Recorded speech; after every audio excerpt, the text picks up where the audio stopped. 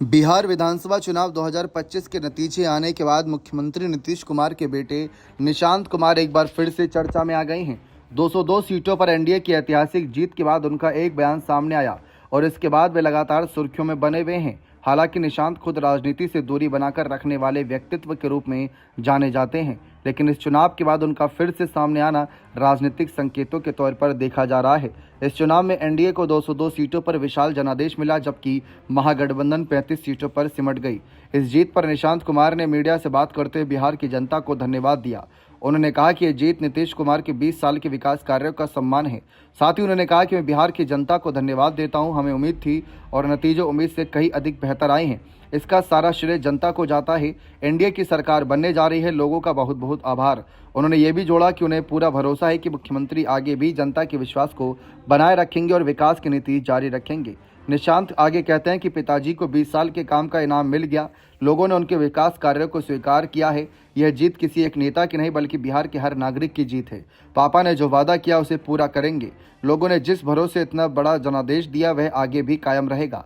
विकास की गति अब और तेज होगी। युवाओं, महिलाओं और ग्रामीण इलाकों को नई योजनाओं का सीधा लाभ मिलेगा। विशेष बात यह है कि पूरे चुनाव अभियान के दौरान निशांत ना तो किसी रैली में दिखे, ना किसी मंच पर। वे हमेशा की तरह मीडिया और राजनीतिक मंचों से दूरी बनाए रखे। इसके बावजूद एनडीए की जीत के बाद उनका बयान चर्चा का विषय बन गया।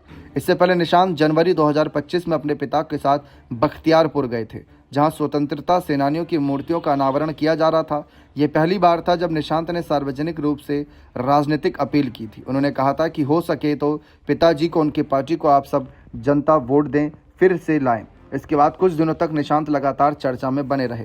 उन्होंने अलग अलग मौक़ों पर नीतीश कुमार के पक्ष में बयान दिए। एक पारिवारिक कार्यक्रम में उन्होंने अपने पिता नीतीश कुमार के फिर से सीएम बनने का दावा भी किया था, लेकिन चुनाव से कुछ महीने पहले उन्होंने फिर से मीडिया और राजनीति से दूरी बना ली थी। ऐसे में एक बार फिर से बयान देने की वजह से वह चर्चा में आ गए। जेडीयू के भीतर और समर्थकों के बीच लंबे समय से ये चर्चा बनी हुई है कि क्या कभी निशांत राजनीति में प्रवेश करेंगे। उनका अब सामने आना इस बहस को और तेज कर चुका है। हालांकि उन्होंने कई बार और कहा कि उन्हें राजनीति में रुचि नहीं। नीतीश कुमार के बड़े भाई सतीश कुमार भी मानते हैं कि निशांत को राजनीति में आना चाहिए। सतीश कहते हैं कि निशांत को राजनीति में आना चाहिए, हालांकि उनकी इच्छा पर निर्भर करता है। उनकी जब इच्छा होगी तब आएंगे। निशांत एक सॉफ्टवेयर इंजीनियर हैं और 49 वर्ष के हैं।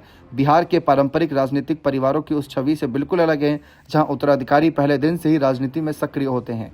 वे पब्लिक लाइफ से दूर, विवादों से दूर एक अलग तरीके की छवि बनाकर चलते हैं। बने रहें चैनल के साथ। बहुत बहुत शुक्रिया।